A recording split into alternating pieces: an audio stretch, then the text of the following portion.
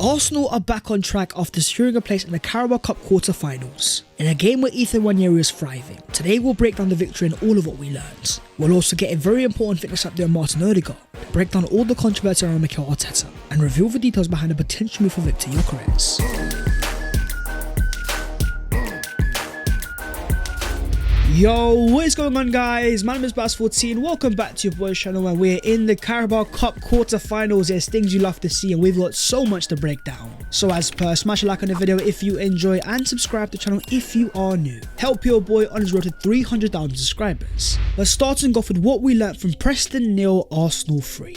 In the Carabao Cup last 16 away at Preston North End, Mikel Arteta chose to throw it back to the Arsene Wenger heritage. The long coat was out and Arsenal had a very solid night, producing a total of 1.8 XG with a whopping 74% possession. It was dominance, alongside 83% field tilt. The thing that I want to talk about initially is the lineup though, with 18-year-old Tommy Stephen making his Arsenal debut, who of course was a summer signing from Ajax, alongside starts from the likes of Sterling and Gabriel Jesus. A real mix of experience and youth. We have to talk about the goalkeeper. Having started 16-year-old Jack Porter in our last game, for the first time in the club's 138-year history, Arsenal have now used two teenage goalkeepers in a single campaign, as Setford became the 7th teenager to make an appearance for Arsenal this season, alongside Aidan Heaven being the 8th one. The last time that Arsenal fielded more youngsters was in 2011-12 when Arsene Wenger utilised 9. It just goes to show, for all the talk of Mikel Arteta not trusting his youngsters, we are now seeing youth players coming through time and time again, with Mikel Arteta showing a different level of belief this season. Yes, we can talk about Ethan Nwaneri and his lack of usage in the Premier League, but it is still a step in the right direction when you compare it to last year. Not only a sign of the quality of the youth coming through, but also Mikel Arteta believing these players already. Tommy Setford in goal of course kept a clean sheet. I won't go as far as saying it was a standout performance, but I will say was the vibe was correct. Every time on the ball, showing confidence to keep it, invite the Preston press. There seemed to be a trust that the Arsenal players had given the ball back to Setford. Not to say that every single long pass is accurate, but it's the fact that Setford kept trying, not scared to go long despite making mistakes. 18 years of age is a baby for a goalkeeper, most often the most experienced part of the pitch. Here was both Setford and Haven after the game, becoming the 911th and 912th place to play for Arsenal respectively. But if you're going to talk about the youngsters, you gotta talk about the star of the show, Ethan Nwaneri, producing yet another standout performance and an 8.2 rating. 1 goal scored, 98% of his passes completed, 2 shots on target, 1 time hitting the post, and 4 out of 6 ground balls won. A heat map showing that he was thriving on the right half space, not scared to drop deep and play in the Martin Odegaard role. That is now back-to-back masterclasses for Nwaneri in the Carabao Cup, with 2 goals against Bolton and a goal against Preston. At 17 years and 223 days old, he's the youngest ever player to score in each of his first 2 Arsenal starts. With now more Carabao Cup goals than Thierry Henry, what I am seeing is a player that is not normal. The way that he bent that goal into the top corner, an exquisite finish. It's actually trademark Ethan Nwaneri. Throwing it all the way back to the Under-17s World Cup, Nwaneri produced a very similar goal.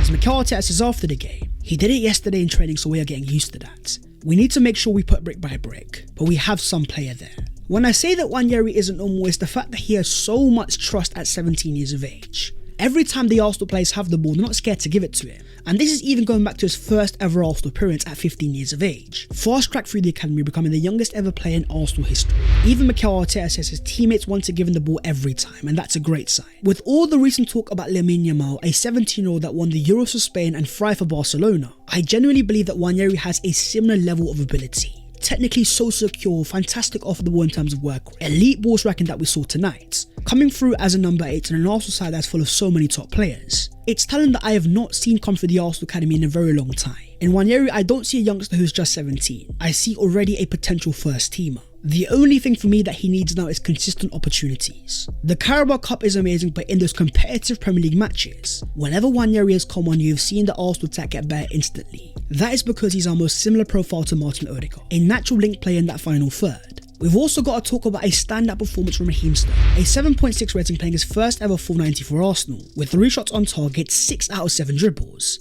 2 key passes and 1 big chance created, 7 ground balls won.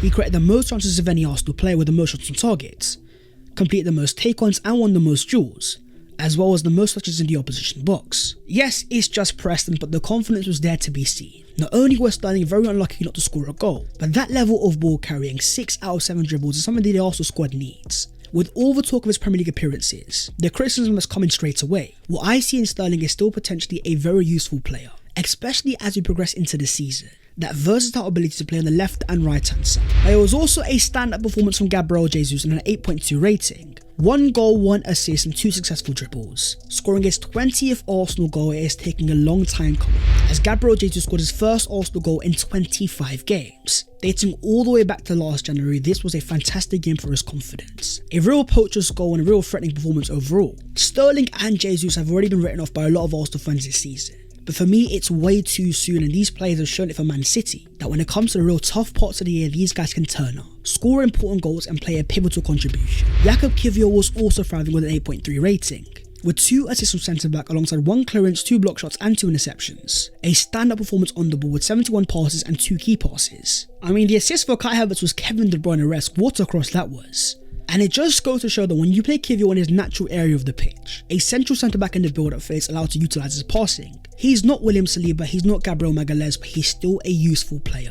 With some fantastic passes in the first half as well, that pass to Gabriel Jesus an example. When it comes to these squad players, I understand why sometimes Arsenal fans are harsh. When you're up against a team like Man City, every point matters and there's so much pressure there. But we're just about to enter November with so much of the season yet to come. A resurgence in form for Kiwior is going to be very important. But let's talk about the third Arsenal goal scorer, Kai Havertz, off the bench once again, scoring a fantastic header and producing a 7.9 rating, completing all 32 of his passes and also making a big chance, with 2 ground balls out of 2 and 2 in the air. Now his heat map shows that he was actually playing midfield both on the left and right hand side, but you can also see a real emphasis inside the box, as Kai Havertz scored his 7th non-penalty goal of the season. That's actually more than a certain Cole Palmer. But it's not about the comparisons, it's more about where he thrives the best. As versatile as Havertz may be, it's as that centre forward inside the box where he really comes alive, showing real top quality with the header itself. For Mikel Arteta, it's very important now to provide Havertz his key environment. With the soon returning Martin Odegaard as Arsenal attack gets back to his best, we need to utilise Havertz as a pure centre forward. Keep him inside the box and use his instincts. His link-up play is already amazing, by the way. When you've also got the creativity of Bukayo Saka, Havertz has a player there.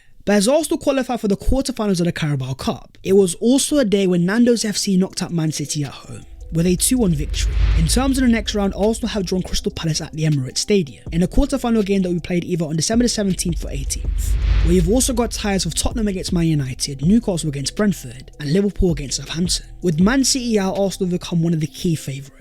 You might still have Liverpool there, the defending champions, but with Crystal Palace at the Emirates Stadium, we've got a real chance to enter the semi-final. With all the talk of Arsenal's last trophy being 2020, have not won the Carabao Cup since 1993, Arsenal have been given a real opportunity to build momentum, win a trophy and silence the doubters, show that this team has the ability to get themselves over the line. Moving on to the latest Arsenal news. We've got to start off with the breaking team news, because with the massive games that Arsenal have coming up, what's happening with the likes of Ben White, Ricardo Calafiori and Gabriel Magalhaes. In terms of Benny Blanco, he was out of this game here, as reports confirmed he was out of this game due to load management. It only makes sense having just returned from injury and played a masterclass against Liverpool in all 90 minutes. Giving Ben White some time to relax was very important, especially ahead of our very busy schedule. In terms of Ricardo Calafiori though, the news isn't as amazing. With that real annoying injury after the game against Shakhtar, the images did not look amazing whatsoever, and now Mikel Arteta has confirmed that he will be out for a few weeks. On the scale of things, it isn't actually that bad because the injury looked a lot worse. But with him out for a few weeks, it does open up an opportunity on the left-hand side. And what was very intriguing is what Mikel Arteta did against Liverpool. With Jurriën Timber taken off, instead of turning to the more experienced Zinchenko, he turned to Miles Lewis-Skelly. Then you come to this game against Preston again, and Zinchenko was starting over Lewis-Skelly, in a game that you normally favour the youngster over the more experienced player. Has Lewis-Skelly jumped up the pecking order over Zinchenko? But what's happening for Gabriel Magalhaes? Taken off in the game against Liverpool holding his knee, Mikel Arteta confirms that we are still assessing him. It doesn't look bad at all. He was much better than expected, so hopefully he'll be fine. He has had some tests now. But Mikel Arteta has also confirmed that so far he's not been able to train. When you've got a massive game against Newcastle on the weekend, the fitness of Gabriel Magalhaes could be crucial. But what about the captain Martin Odegaard? Having been out since September and missed 11 Arsenal games now, Mikel Arteta has provided a major update, confirming that Odegaard has been on the grass for a few weeks but is still a few boxes to tick. Hopefully he'll be back before the international break. We've seen the Arsenal attack struggle in terms of that connection, and with all the shots for Ethan Nwaneri, having a fully fit Martin Odegaard with the major games we have coming up. Earlier reports have confirmed that November return was likely. A returning captain can change the course of our entire season, with Kaya Kainak providing an even better report, saying it's understood that Odegaard is pushing hard to be available for Newcastle's trip on Saturday. However, it's far more likely that he will make his return to the squad next week in the clash against Inter Milan. But in terms of the captain alongside Bukayo Saka, Declan Rice and William Saliba, all four were involved in this year's Ballon d'Or ceremony, with only Real Madrid having more players than Arsenal involved, from Rice in 26th to Saliba in 24th, Bukayo Saka in 21st, you had Martin Odegaard in 16th. The first thing that comes to mind is how proud I am of his Arsenal team. To have 4 players in the Ballon d'Or top 50 is obviously an amazing achievement, but also a sign of progress of how far the side has come. Not only are Arsenal now getting rated all across Europe, but you look at Bukayo Saka where in 2023 he was 24th, jumping up 3 places in 2024. What we are seeing now is these Arsenal players finally getting their flowers. And in Bukayo Saka specifically, we are seeing a player that understands that he is that guy. You look at his celebration from the game against Liverpool, the way he goes over to the fan base, nonchalantly shrugs his shoulders.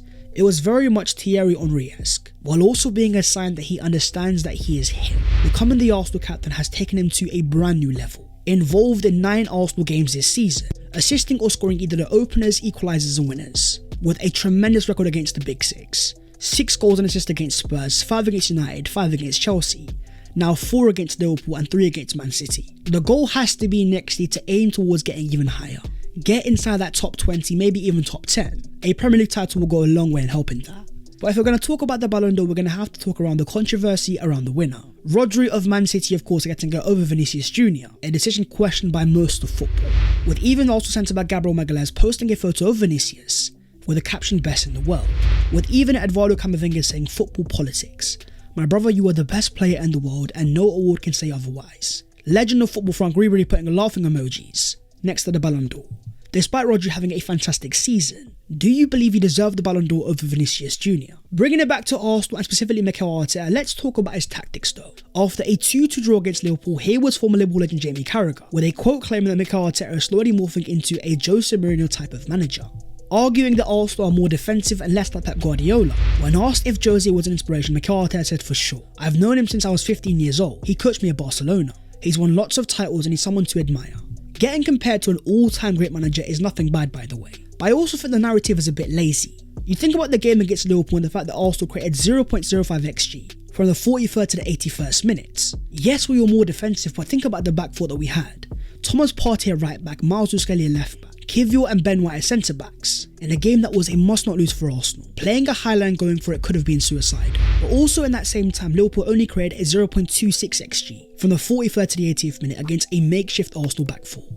Yes, Mikel Arteta is adaptable and yes, we can play fantastic low block. But all Mikel Arteta is doing is trying to maximise his current situation. When you've got a fully fit Arsenal 11, the likes of Gabriel and Saliba at the back, Martin Odegaard and Bukayo Saka up front, Arsenal are one of the most attacking sides in world football, able to high press better than anyone. Even with the makeshift back four, here was an example in the 76th minute, Arsenal going man to man in their press, leaving a 70-year-old Lewis Skelly 1v1 against Mo Salah.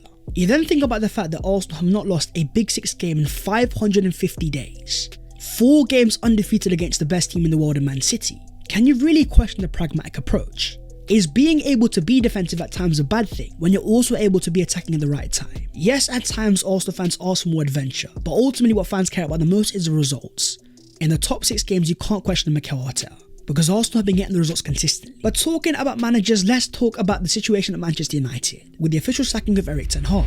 In the era where Arsenal had a plus 114 goal difference, United only had plus 11. They've made their next move and they are going for a manager in Portugal, Ruben Amorim of Sporting Lisbon, with United set to pay a €10 million exit clause to get their new manager. As exciting as it may be, by the way, it's a change they needed to make and it makes them a threat going into the future, with Amorim being one of the best tactical managers in the world. But for Arsenal fans, more importantly, it could have an impact at Sporting Lisbon, who have a certain Viktor Gyokeres. Scoring 2 more goals in Sporting's last game, Gyokeres has now made it 16 goals and 4 assists in 15 appearances this season, with an outstanding overall Sporting tally now. 64 games, 62 goals and 19 assists. I've always said it, those numbers are undeniable, transforming himself into one of the most lethal strikers in European football. With the departure of a long-term manager in Ruben Amorim, the guy that brought him to Sporting Lisbon, the question becomes, is he going to stay there going into the future? Well, the breaking report comes from Florian Plettenberg, claiming despite a release clause of €100 million, there is an agreement that Gyokeres can leave Sporting next summer for €60 to €70 million. A move in winter is currently not planned, with a transfer in the summer very likely. In England, you've got City, Arsenal, Liverpool and Chelsea specifically interested in the 26-year-old. When you compare that to the current market of European strikers, that actually looks like a bit of a bargain. And in terms of Arsenal fans, keep an eye on the 26th of November, as Arsenal take on Sporting away from home in the Champions League. A first-hand view of Viktor Gyokeres as a striker that so many fans are craving. The report may claim that a January transfer is unlikely, But with Arsenal trying to win a title and needing a perfect run in the second half of the season, the signing of Gyokeres' profile could be a real statement of intent. When it comes to January, Arsenal aren't scared to put the money on the table, but only if they get the deal done on their demands. The focus will turn to Saturday as Arsenal take on Newcastle in a massive game at St James's Park, against a Newcastle side that have just qualified for the quarterfinals of the Carabao Cup, beating Chelsea 2-0, but in terms of the Premier League they have 5 games without to win. Isak may be back in form with 2 goals in his last 2 games. But with Newcastle currently sat 12th in the Premier League, Arsenal need to take advantage. Go to St James's Park and get revenge from last season, where of course you had that controversial goal against Gabriel Magalhaes. A foul not given and Gordon scoring. Having drawn against Liverpool and lost against Bournemouth, this becomes a must-win game for Arsenal. 5 points off top place Man City with massive games coming up. A trip to the San Siro and the Stamford Bridge coming up. Comment down below who do you think that Arsenal should be starting. That is the video there and there, so hopefully you guys have enjoyed. If you have, don't forget to smash a like and also subscribe to the channel if you are new. If you want to follow your boy on his social medias, then the links will be down below in the description. But that was all of what we learned from Preston 0, Arsenal 3. We're into the Carabao Cup quarterfinals, but now the focus returns to the Premier League in a must-win game against Newcastle. We'll see who is available and hopefully also get the 3 points. I'll see you next time. Take care and a bit.